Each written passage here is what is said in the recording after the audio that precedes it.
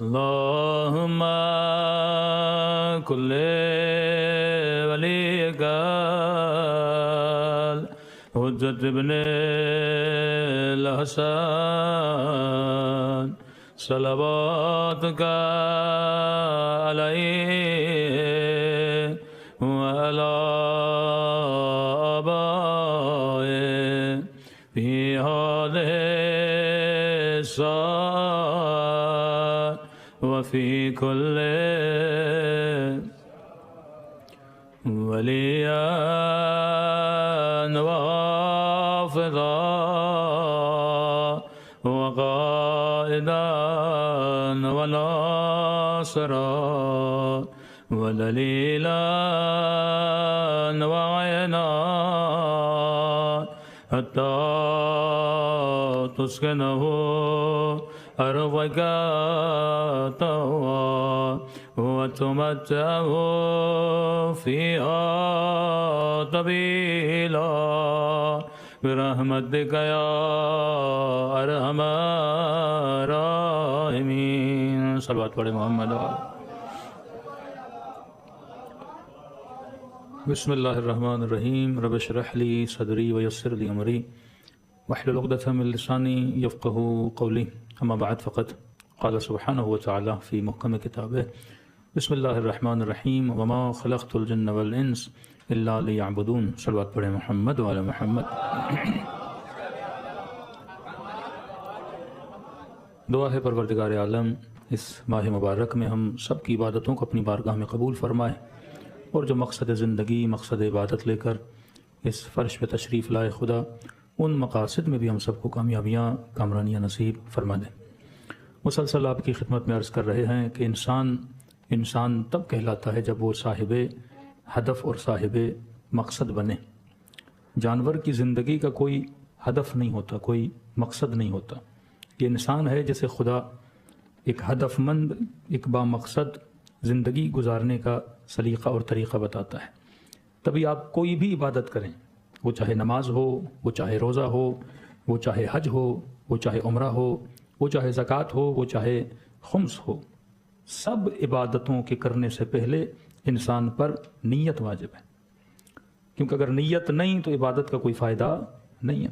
اور نیت کا ہدف کیا ہے کہ میں یہ عبادت کیوں کر رہا ہوں، اس کے مقصد کو میں نے معین کرنا ہوتا ہے. اب بندہ نماز پڑھے پر وہ مقصد پورا نہ ہو تو نماز کا فائدہ نہیں. بندہ روزہ رکھے پر وہ مقصد پورا نہ ہو تو روزے کا فائدہ نہیں. حج پہ جائے پر وہ مقصد پورا نہ ہو تو حج کا فائدہ نہیں. کہ بچپن میں آپ نے سنا ہوگا کہ ہارون مسجد بنا رہا تھا تو بہلول نے دیکھا ماشاءاللہ بڑی محنت کی جا رہی ہے، زحمت کی جا رہی ہے اور بڑی بڑی مسجد بنائی جا رہی ہے. تو بہلول نے کہا ہارون صاحب کیا کر رہے ہو؟ کہ مسجد بنا رہا ہوں، اللہ کا گھر بنا رہا ہوں. تو کہا ایک چھوٹی سی گزارش ہے، جب مسجد بن جائے تو مسجد کے باہر لکھ دینا بہلول مسجد، مطلب مسجد کس کے نام پر ہو؟ میرے نام پر ہو. تو ہارون نے کہا دنیا تجھے پاگل کہتی ہے، تو بڑا تیز ہے، پیسہ میں لگاؤں، خرچہ میں کروں، مٹیریل میرا یوز ہو اور آخر میں جب بن جائے تو نام کس کا آ جائے؟ تیرا آ جائے.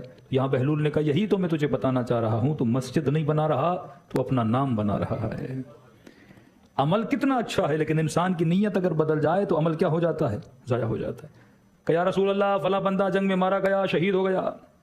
نبی خدا نے فرمایا ہاں مرا تو ہے، مسلمانوں کی سائٹ پہ بھی مرا ہے، لیکن فرمایا یہ راہ خدا میں نہیں مرا. کیا مطلب یا رسول اللہ؟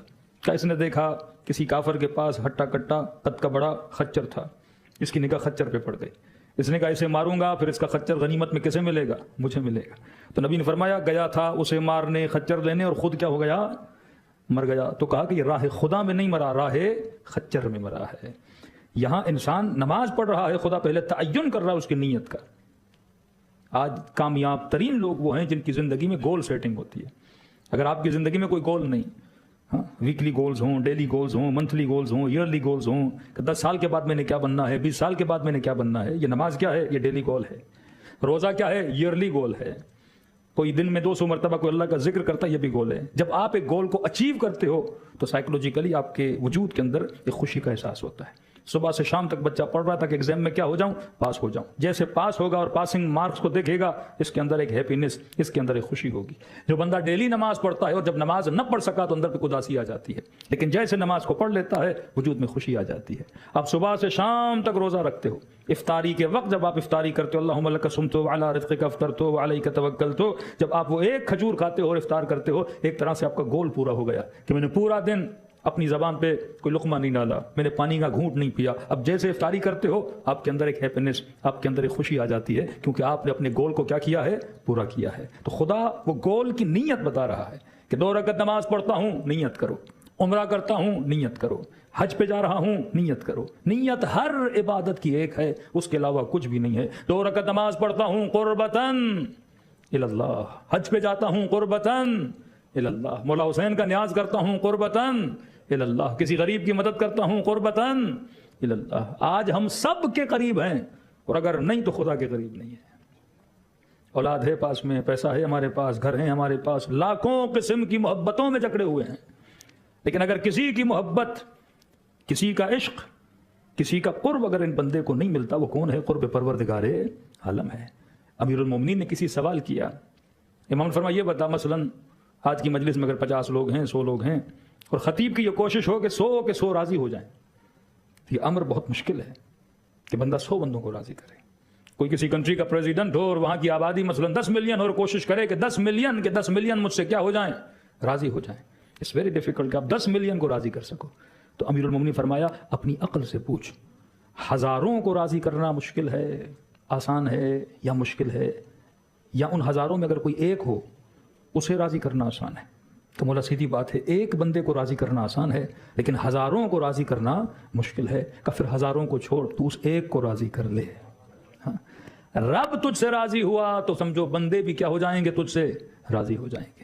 یہ فرامین معصوم میں ہے کہ جس کے دل میں خدا کی محبت ہوتی ہے، خدا اس کی محبت اپنے بندوں کے دلوں میں ڈال دیتا ہے. آج دنیا کا کون سا کونا ہے جہاں ذکر ابو عبداللہ الحسین نہیں ہوتا؟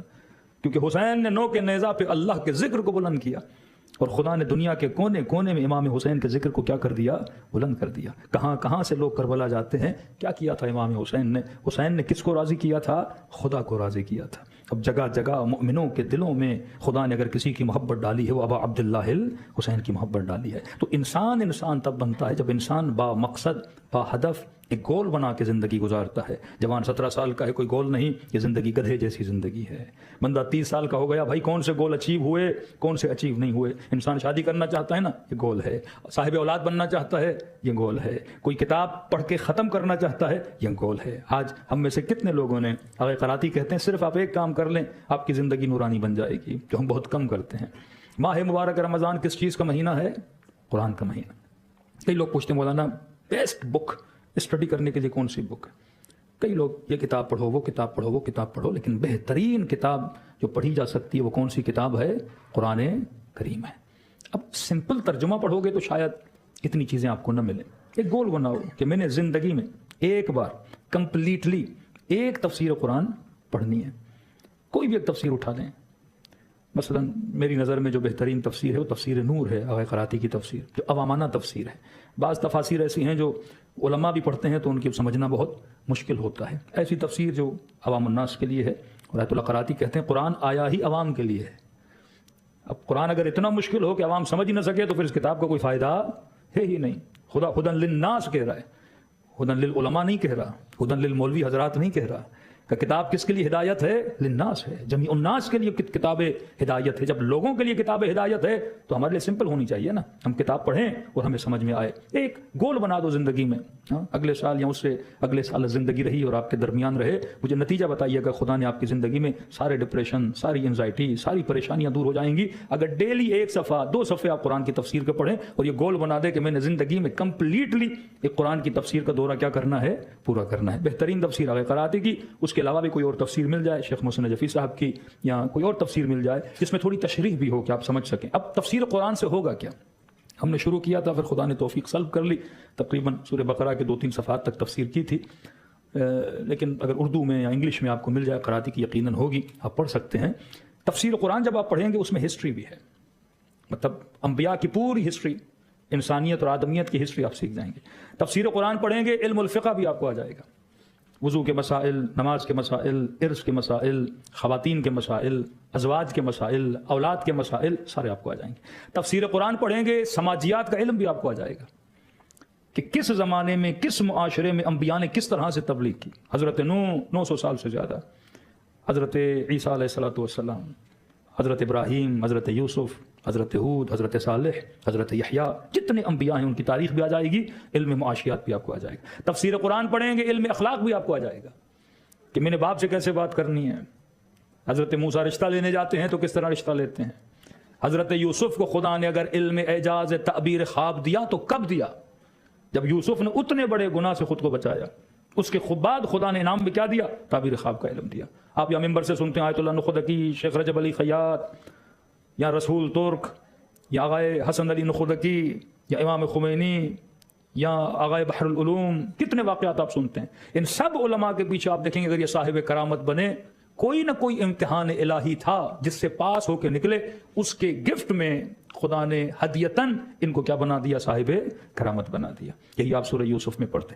علم اخلاق آپ کو آ جائے گا، علم فقہ آپ کو آ جائے گا، سماجیات کا علم آپ کو آ جائے گا، ہسٹری آپ کو آ جائے گی، فضائل اہل بیت آپ کو آ جائیں گے، اصحاب کی شرائط کیا ہیں وہ آپ کو آ جائے گی. یعنی کمپلیٹلی ایک مرتبہ ذکر جہنم، ذکر جنت، ہر شے قرآن میں موجود ہے. اب جب قرآن کی پوری تفسیر پڑھ لو گے، ایک علم کا خزانہ آپ کے پاس موجود ہوگا. اس کے بعد اب جب نہج البلاغہ پڑھو گے آپ کو لذت ملے گی، کیونکہ سورس آپ کے پاس کیا ہے؟ موجود ہے. اب کوئی ہسٹری کی کتاب پڑھو گے آپ کو لذت ملے گی. میلبرن میں ایک مومن تقریباً 3 سال پہلے کا مولانا شدید ڈپریشن کا شکار. وہاں کیونکہ لوگوں نے اسائلم ڈالا ہوا ہے، کوئی 10 سال، کوئی 15 سال، کوئی 20 سال اپنی فیملی سے مل نہیں سکتے. یعنی 15 سال ہو گئے اپنے بچے کو نہیں دیکھا، 17 سال ہو گئے اپنی بیوی سے نہیں ملے. کہ مولانا پردیس میں کیا کریں؟ میں نے کہا آپ یہی فارمولہ اپنائیں، تفسیر قرآن. 2 سال کے بعد جب میں وہاں گیا، مومن حشاش بشاش کہ مولانا آپ کہہ کر گئے تھے اب ذرہ برابر نہ ڈپریشن کی گولی لیتا ہوں، نہ رات کو سونے کے لیے کوئی ٹیبلٹ لیتا ہوں. اتنا مجھے قرآن سے مانوس ہو چکا ہوں، اور میں نے تقریباً 70% تفسیر قرآن کیا کر لی ہے؟ ختم کر لی ہے. کہ ایک طرح کا حلال نشہ ہے. علم جب آپ حاصل کرتے ہیں اور جب آپ کو علم حاصل کرنے کی عادت ہو گئی تو آپ اس کے بغیر رہ نہیں پاؤ گے. جس طرح آج فیس بک کے بغیر نہیں رہ پا رہے نا، انسٹاگرام کے بغیر نسلیں نہیں رہ پا رہی نا. بعض مجلس میں بھی آتے ہیں موبائل ہاتھ میں ہوتی ہے. یعنی یہ نشہ ہے نا کہ آپ ذکر اہل بیت سننے آئے ہیں لیکن وہیں بھی کیا لگے ہوئے ہیں؟ موبائل اور اس چیزوں میں لگے ہوئے ہیں. یہ بھی ایک طرح کا نشہ ہے. لیکن علم جب حاصل کرو گے، یہ کون سا نشہ ہے؟ یہ صحیح نشہ ہے. یہ شرابن طہورہ ہے، یہ پاک شراب ہے جو آپ کی عقل کو کیا کرتی ہے؟ سیراب کرتی ہے. صلوات پڑھیں محمد و آل محمد.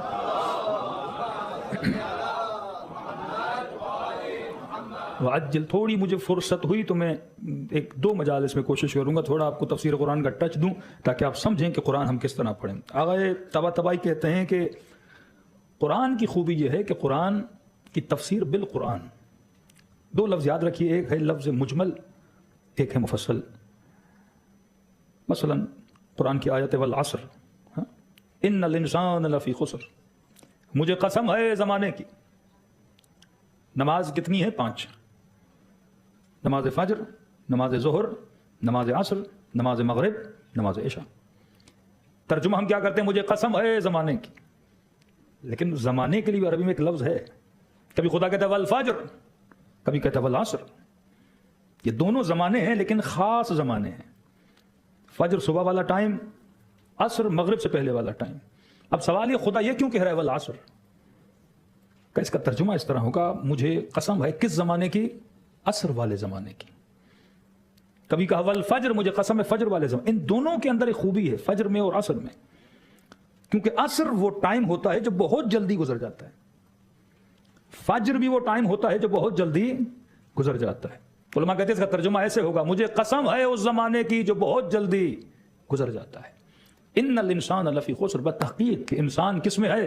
خسارے میں ہے، نقصان میں ہے، فائدے میں نہیں ہے. اب اسے کہتے ہیں مجمل جملہ. یہ قرآن کی خوبی ہے. پہلے کلی طور پر جنرلی کہہ رہا ہے کہ سارے انسان کس میں ہیں؟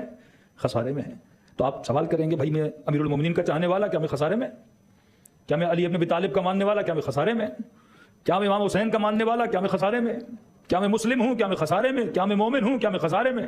پہلے کلی جملہ کا. اب خدا تفصیل دیتا الا الذین آمنوا، پہلے کا سارے انسان خسارے میں، لیکن کہ یہ خسارے میں نہیں ہے.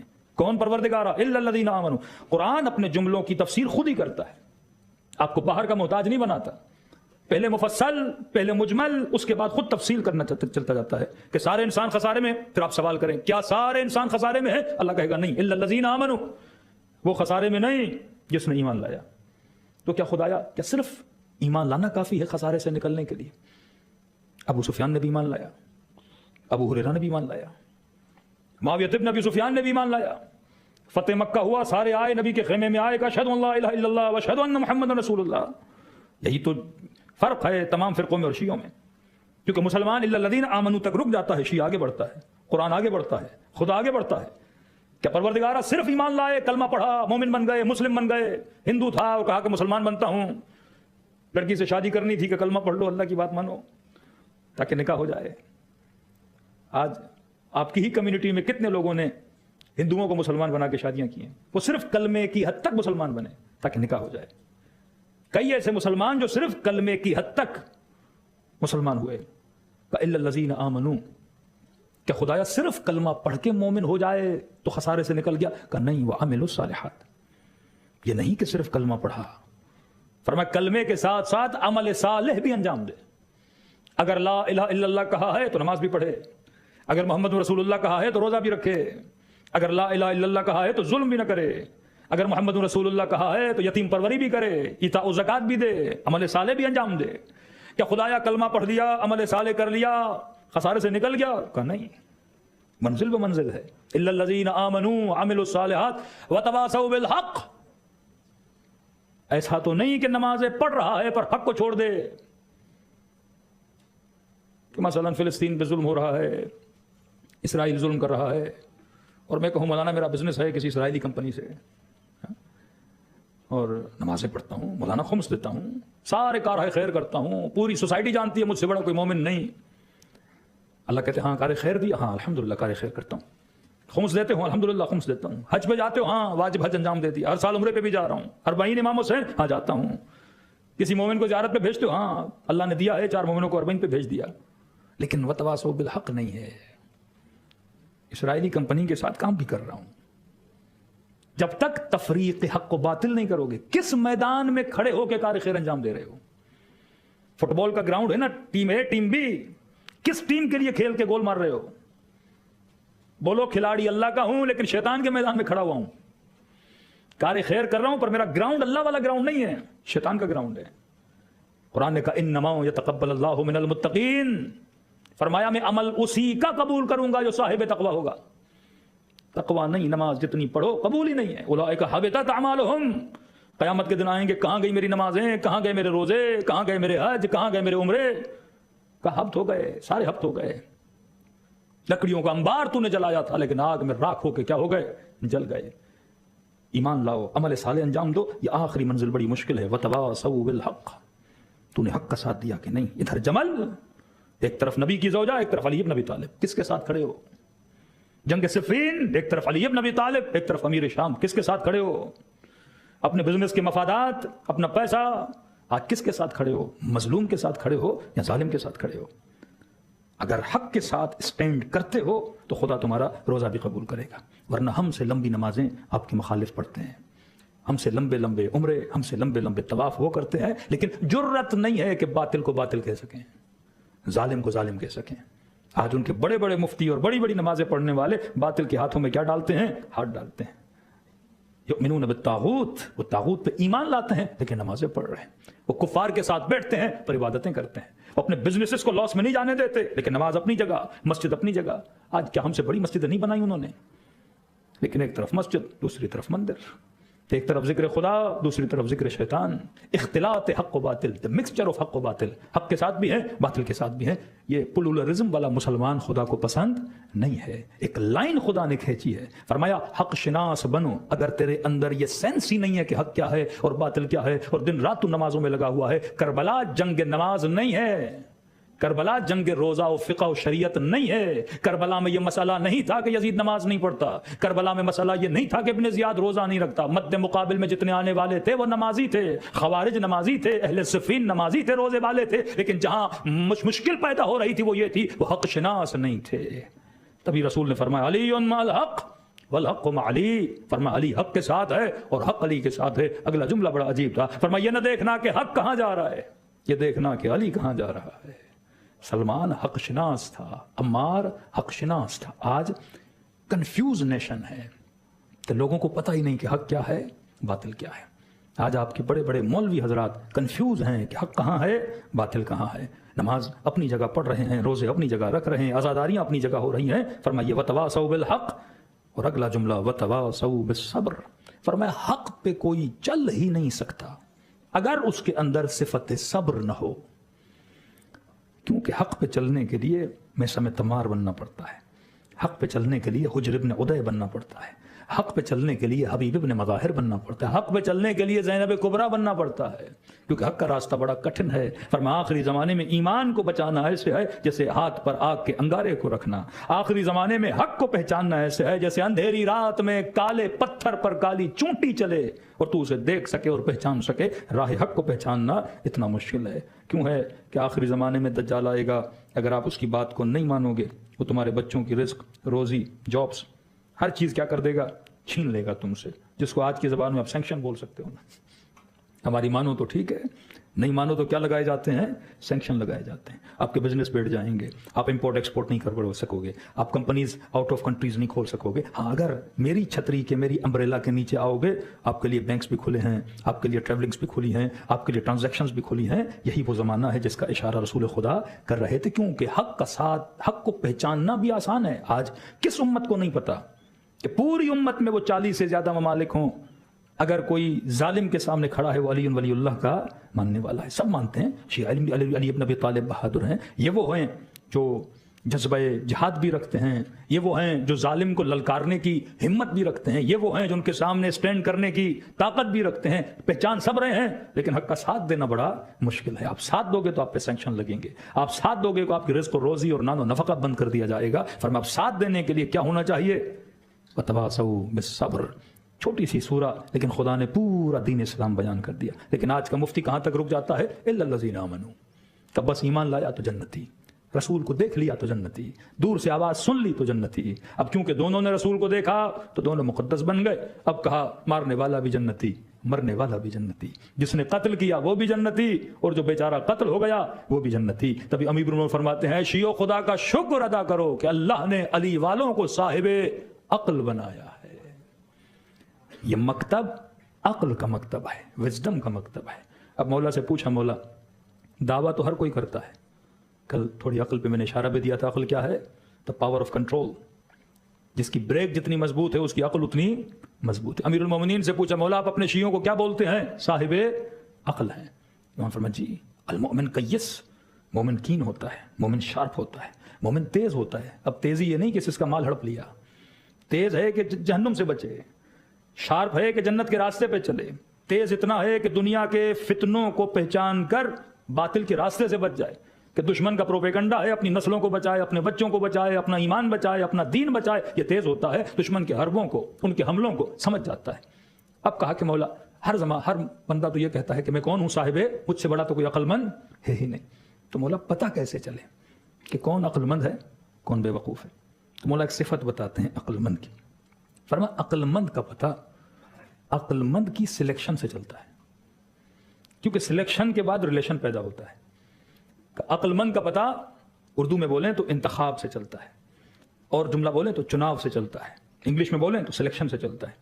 الیکشن میں کیا ہوتا ہے، سلیکشن ہوتی ہے نا، آپ ووٹ دیتے ہو، اس کو دوں، اس کو دوں، اس کو دوں، تو عقل مند کا پتہ کس سے چلتا ہے، اس کی سلیکشن سے چلتا ہے۔ کہ مولا آپ نے علی والوں کو عقل مند کیوں کہا، کہ جس نے سب میں سے علی کو چنا، تو یہ ان کی عقل کی نشانی ہے نا۔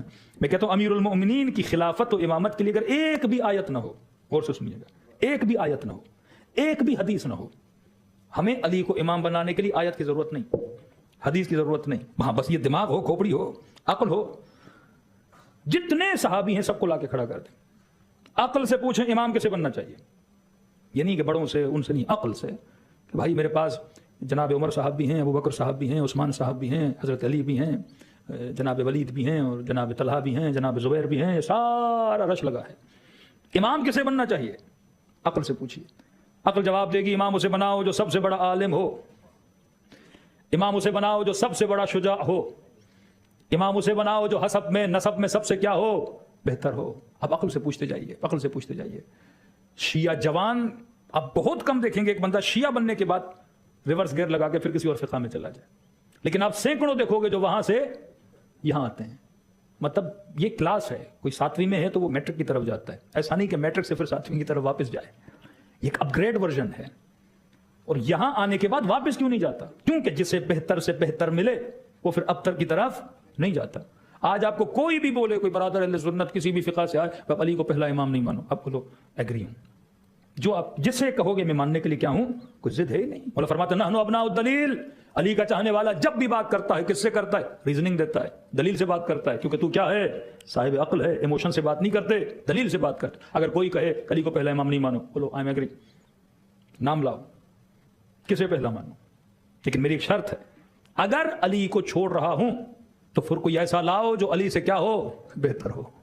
بولو میں تجھے 1 مہینہ دے رہا ہوں، 2 مہینے دے رہا ہوں، 3 منتھس دے رہا ہوں، 1 ایئر دے رہا ہوں، 10 ایئرز دے رہا ہوں، جب تک زندہ ہو میں تجھے فرصت مہلت دے رہا ہوں۔ اگر کوئی علی سے بہتر مل جائے آپ مجھے لا کر دو، میں اسے پہلا مانوں گا، واللہ وہ ڈھونڈ ڈھونڈ کے تھک جائے گا، آخر میں تیرے ہی در پہ آ کے کہے گا کہ میں بھی علی کو اپنا امام ماننا چاہتا ہوں۔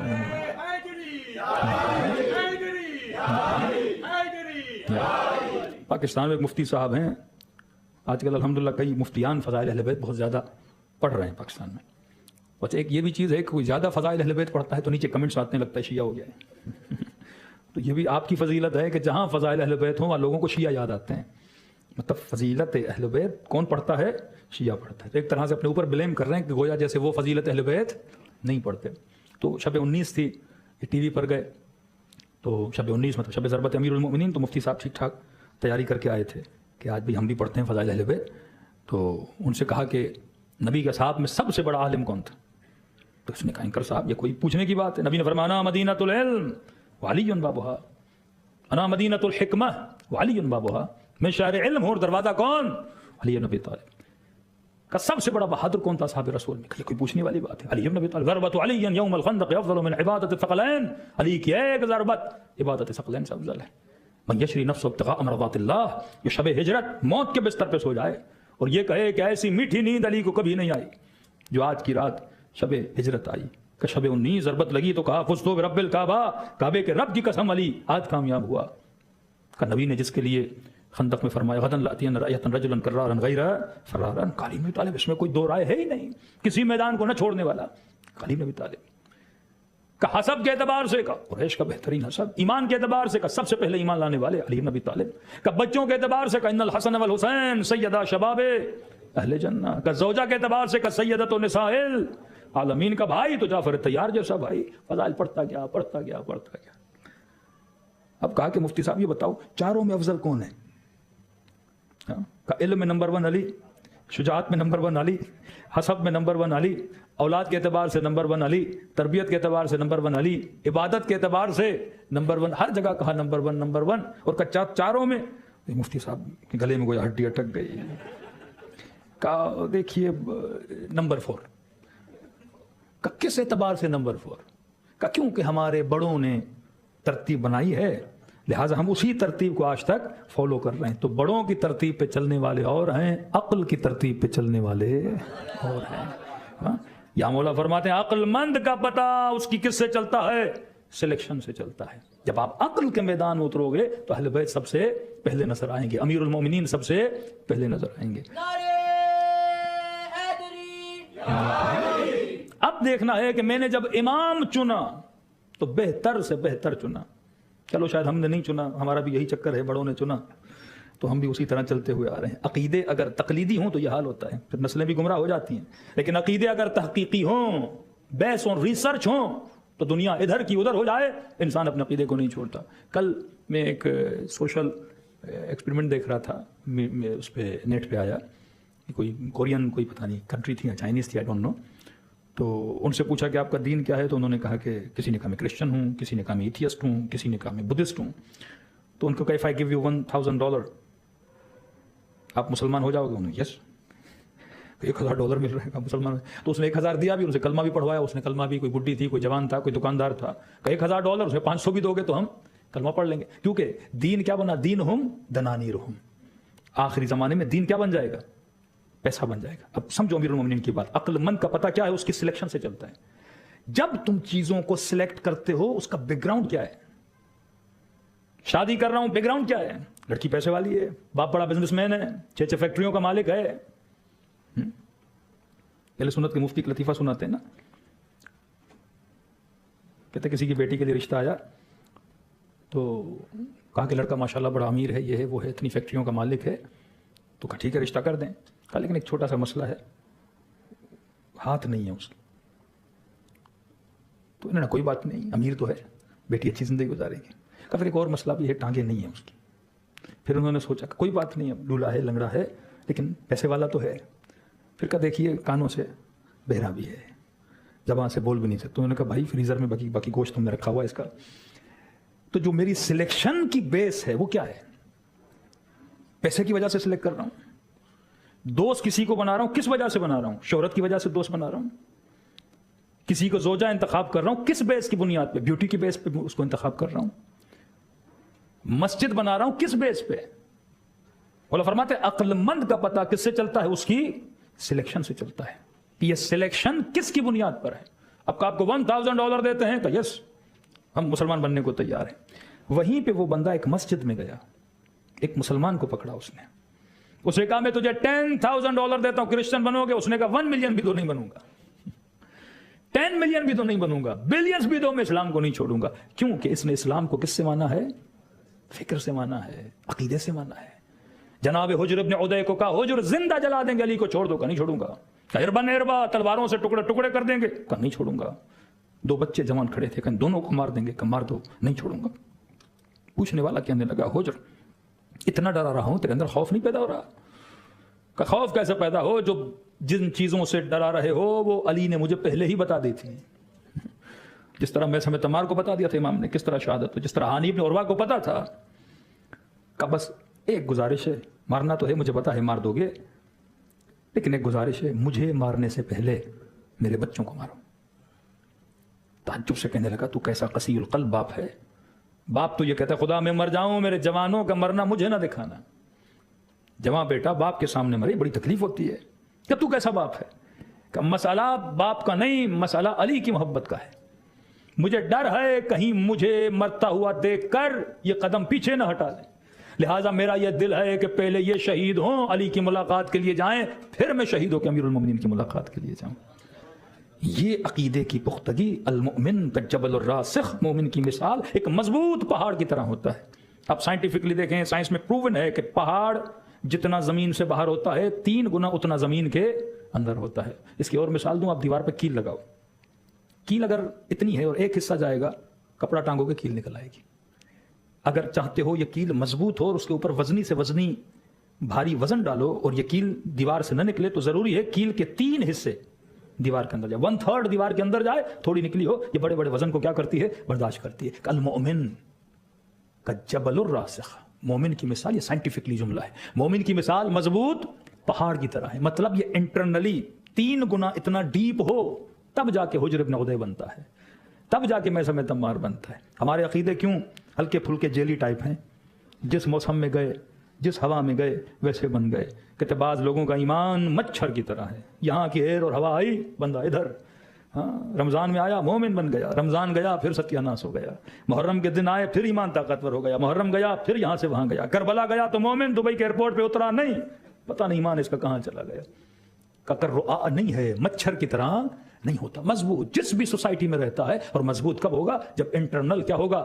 مضبوط ہوگا. جب انر پاور اندر سے اس کا ایمان مضبوط ہوگا. اور اندر سے ایمان مضبوط تبھی ہوتا ہے جب اس کے عقیدے تقلید کی بنیاد پہ نہ ہو، تحقیق کی بنیاد پر ہو. اور تحقیق کی بنیاد پہ تب آئے گا جب یہ اسٹڈی کرے گا، جب یہ علم حاصل کرے گا، جب یہ نالج حاصل کرے گا. وہ قرآن جو 70 سال میرے گھر میں پڑھا ہے، لیکن افسوس ہے میں نے زندگی میں ایک تفسیر قرآن نہیں پڑھی. آج شیعہ سے پوچھا جائے قرآن کے بعد بہترین کتاب کون سی، تو ہر کوئی کہتا ہے نہج البلاغہ. نہج البلاغہ بھائی کتنوں نے پڑھا زندگی میں؟ کسی ایک نے بھی، اس پورے مجمع میں کوئی ایک بندہ ہاتھ اٹھائے مولانا completely one time I have recited نہج البلاغہ، کوئی شاید ہو تو بتا دیں. کسی نے نہج البلاغہ نہیں پڑھا. اس پورے مجمع میں ایک بندہ ہاتھ اٹھائے کہ مولانا میں نے زندگی میں ایک بار تفسیر قرآن پڑھی نہیں پڑھی. یہ ٹاپک کل کا ہے لیکن اشارہ کر رہا ہوں. دنیا کی ایک یونیورسٹی بتائیے جو ایگزام لینے سے پہلے اپنا ایگزام پیپر मार्केट में आउट कर दे। है कोई ऐसा स्कूल? कल आपका एग्जाम है और जितने भी क्वेश्चन और आंसर्स हैं वो मार्केट में आ जाएं और बोला जाए ये क्वेश्चन होगा, ये क्वेश्चन होगा, ये आंसर्स हैं, इनको याद करो और आके एग्जाम दो। तो 100% जितने बच्चे होंगे क्या लेंगे? नंबर, A ग्रेड लेके घर आएंगे। बाप खुश होगा कि बेटा 100 नंबर्स लेकर आया है, क्योंकि पर्चा क्या हो गया? आउट हो गया। हम जब मरते हैं, मरने से पहले हमें मौलाना कोई चीज़ें याद कराते हैं। कभी मरोगे, मुनकर पूछेगा, नकीर पूछेगा, मन रब्बुक, याद कर लो। और जब मर भी जाता है तो कब्र में चीटिंग हो रही होती है, उसको हिला हिला के बताते हैं, ये पूछेगा जवाब देना। तुझसे पूछेगा रब कौन है, तो कहना अल्लाह रब्बी। किताब कौन सी है, तो कहना कुरान किताबी। नबी कौन है, कहना मोहम्मद नबी। इमाम कौन है, कहना अली। ये चीटिंग नहीं है? अभी मुनकर आया नहीं, हम हिला हिला के बता रहे भाई ये क्वेश्चन आंसर। स्कूल में चीटिंग हराम है, कब्र में चीटिंग करवा रहे हैं। मरने से पहले सारी चीजें याद करवा रहे हैं और हम भी बड़े इत्मीनान से मर रहे हैं कि भाई मौलाना बस अभी मुनकर आएगा बोल दूंगा, नारा हैदरी कहेगा, सीधा जन्नत जाओ। है हमारी शायरी भी तो ऐसी है ना कि वो ऐसी ऐसी शायरियां करते हैं कि जैसे वो मुनकर और नकीर जो है वो मौलानी को मानता ही नहीं है। उसी को नारा सुना के हम क्या करते हैं? भगाने की कोशिश करते हैं। नॉनसेंस बातें हैं। जब कोई बाप अपने बेटे के ख्वाब में आया ना कि बाबा बता कब्र का सवाल और जवाब कैसा हुआ, कहाँ पूछा, तुम्हारी किताब कौन सी? मैंने कहा कुरान का। जवाब देना था और उनका मुझे मारना था। नबी का मोहम्मद का और मारने लगे, रब का अल्लाह का और मारने लगे, इमाम अली का और मारने लगे। तब मैं परेशान हो गया, कोई आंसर गलत तो नहीं दे रहा, इतना मार रहे हैं मुझे, इतना मार रहे हैं मुझे। आखिर में कहा भाई मलाइको जवाब गलत दे रहा हूं, कहा नहीं आंसर करेक्ट है, झूठ बोल रहे हो, आंसर्स करेक्ट हैं। जब कहते हो किताब कौन सी, तो कह रहे हो हाँ मेरी किताब कुरान है। कहा जब तेरी किताब कुरान थी, जिंदगी कितनी कुरान पे गुजारी थी? वहां प्रैक्टिकल आंसर्स हों। यौम तरल मुमिनून वल मुमिनात यस्आ नूरुहुम बैन अयदीहिम व बिअयमानिहिम, क़यामत के दिन मोमिनीन आएंगे, उनके चेहरों से नूर निकल रहा होगा। वहां ये पूछने की जरूरत नहीं कि तूने नेकियां की, तूने गुनाह किए, चेहरा बताएगा मोमिन है या मुनाफिक है।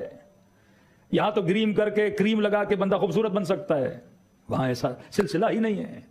तभी जब चेहरा धो तो अल्लाहुम्मा बय्यद वजही यौम तस्वद्दुल वजूह, ऐ खुदा मेरे चेहरे को उस दिन नूरानी बनाना, जब चेहरे क्या हो जाएंगे? कालक मली जाएगी उन चेहरों पे। कि जब पूछा इमाम कौन है, अली का, फिर मारा का अली इमाम था, तो अली के रास्ते पे चले क्यों नहीं?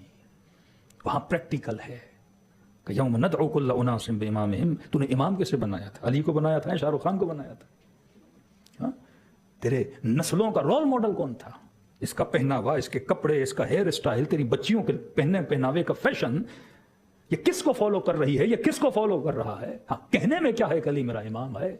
अली तेरे लिबास में नजर आना चाहिए, अली तेरी गुफ्तगू में नजर आना चाहिए, अली तेरे किरदार में नजर आना चाहिए, अली तेरी रफ्तार में नजर आना चाहिए। हाँ, जब नजर आएगा तो फिर इमाम कौन बना?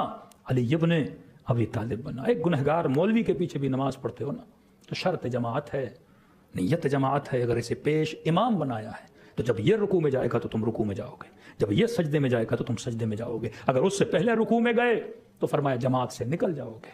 वो नमाज फुरादा है, जमात से खारिज हो। तो जब आम पेश इमाम की इत्तिबा न करो तो नमाज जमात बातिल हो जाती है, और अली की इत्तिबा न करने से शिया अली इब्न अबी तालिब कैसे कोई बन सकता है? दिलों को करबला ले जाएं। करबला में 72 वही थे जिन्होंने हुसैन को अपना क्या बनाया? इमाम बनाया। पूरे सफर में कभी बहन ने एतराज नहीं किया कि भाई हमें क्यों लेकर आए हो, कभी भाभीियों ने एतराज नहीं किया कि हमें क्यों लेकर आए हो, कभी बच्चों ने एतराज नहीं किया कि मौला हुसैन का आपको नहीं पता था कूफी बेवफा है, आपको नहीं पता था कि ये मैदान बच्चों का, माओं का, बहनों का मैदान नहीं है, असीर बनाया जाए। क्वेश्चन आपके माइंड में आते हैं कि नहीं आते? लेकिन कभी किसी ने इमाम पर एतराज नहीं किया। वसल्लिमू तस्लीमा की मंजिल पर थे, हिकमत अहले बैत को समझते थे, हिकमत इमाम हुसैन को समझते थे। आज तारीख़ और हिस्ट्री पढ़ने वाले कहते हैं अगर करबला में ज़ैनब कुबरा न होती, कभी भी करबला का पैगाम हम तक न पहुंचता। सिर्फ मर्द अगर करबला में होते, शहीद करके वहीं दफना देते। किसको पता कौन नबी का नवासा, कौन करबला गया था? बीबी ज़ैनब ने वो पूरे वाक़यात क्या किए हैं, बताए हैं। दूसरा, जालिम के चेहरे से निकाब कैसे उतरे, उनका करी अमल कैसे साबित हो कि दुश्मनी इमाम हुसैन से थी। भाई शहीद कर दिया आपने इमाम हुसैन को ना, बेअत नहीं कर रहे थे मौला हुसैन। मौला हुसैन को यजीद अपना दुश्मन मान रहा था, आपने दुश्मन को मार दिया, दुश्मन दुनिया से चला गया, छोड़ दो। लेकिन शहीद करने के बाद फिर बदन पे घोड़ों का दौड़ाना, शहीद करने के बाद पत्थर मारना, शहीद करने के बाद उनकी बच्चियों को असीर बनाना, शहीद करने के बाद बाजारों में ले जाना, اس سے بتاتا ہے ان کے وجود میں بیعت کا مسئلہ نہیں تھا، بغض امیر المومنین کا مسئلہ تھا۔ خدا کا صرف اس بات پر لاکھ شکر ادا کرو کہ خدا نے آپ کے دل میں محبت محمد اور آل محمد ڈالی ہے، دلوں کو کربلا لے جائیں۔ ایسے سلام کریں جیسے زینب کبریٰ نے سلام کی۔ السلام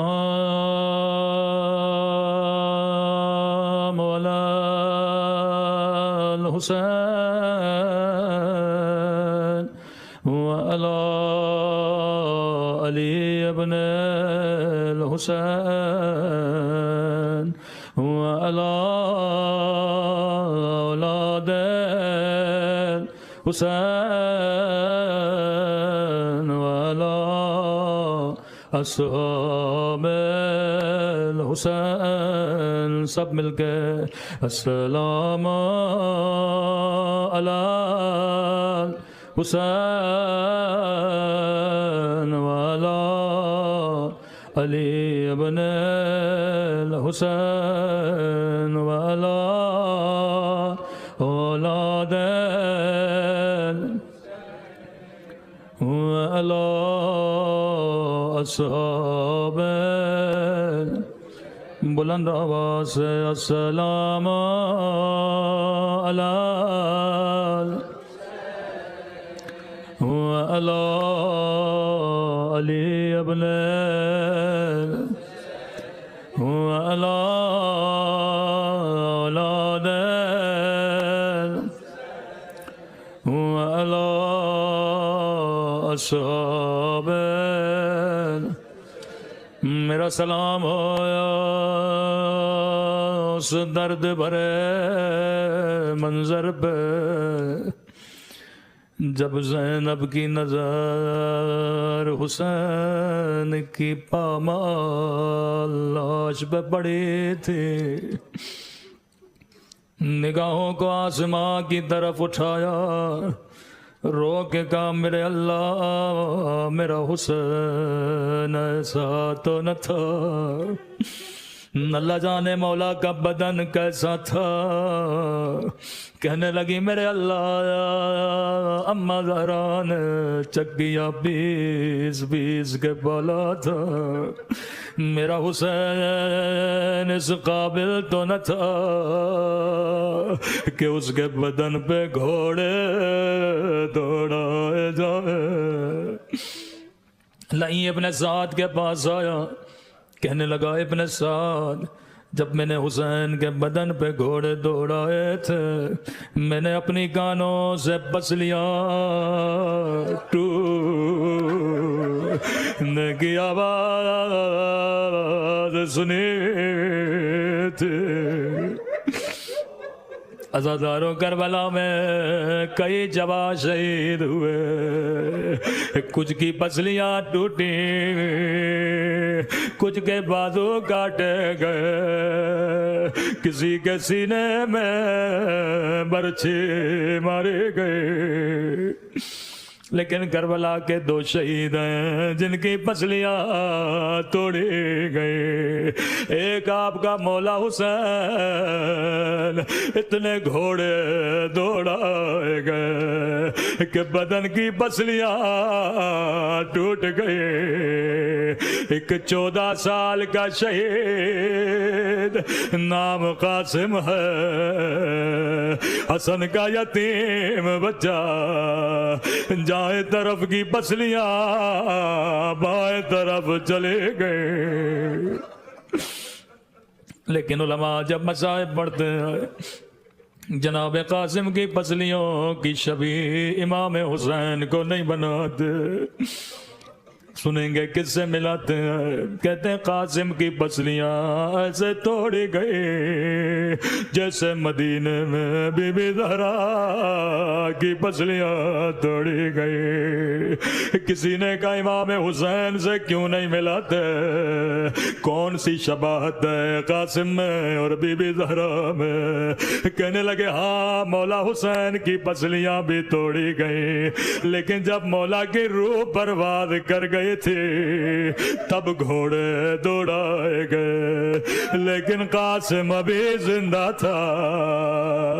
بی بی زہرا زندہ تھی، بی بی کا پہلو توڑا گیا، قاسم ابھی زندہ تھا، دائیں طرف کے گھوڑے بائیں طرف چلے گئے، بائیں طرف کے گھوڑے دائیں طرف چلے گئے، اتنے چھوٹے تھے، آواز دی اماں اماں، او میں گھوڑے سے گر گیا۔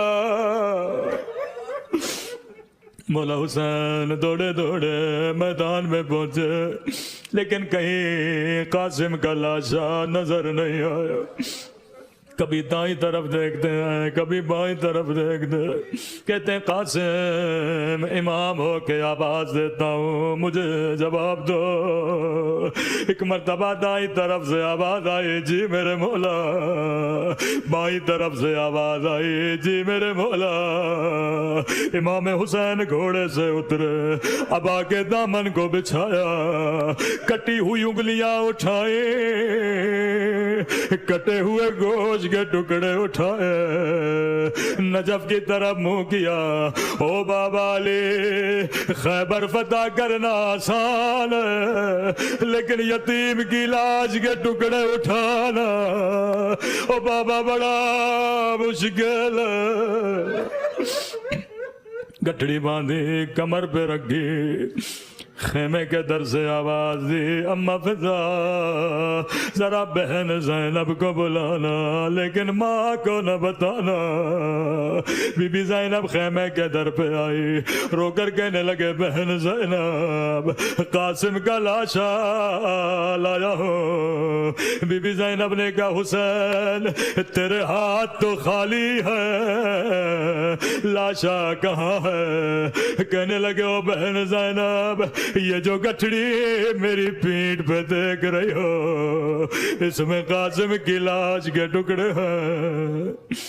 اللہ لعنت اللہ علی القوم الظالمین۔ پروردگار جو واسطہ مظلومیت محمد وآل محمد کا ہم سب کے صغیرہ کبیرہ گناہ معاف فرما، ہمارے والدین کے صغیرہ کبیرہ گناہ معاف فرما، ہم سب کو راہ ہدایت اور حلال پہ چلنے کی توفیق عطا فرما۔ پروردگار اس ماہ مبارک میں ماہ مغفرت ہے، ہمیں ایسا بنا جیسا تو ہم سب کو دیکھنا چاہتا ہے۔ حاضرین کے گھروں پر اپنی رحمت و برکت کو نازل فرما، ہر طرح کی نظر بد و پریشانیوں سے محفوظ فرما، ہمارے مولا آقا امام زمانہ کا ظہور فرما، ہم سب کو ان کے آوان اور انصار خاص میں شریک فرما۔ ربنا تقبل منا انک انت السمیع العلیم۔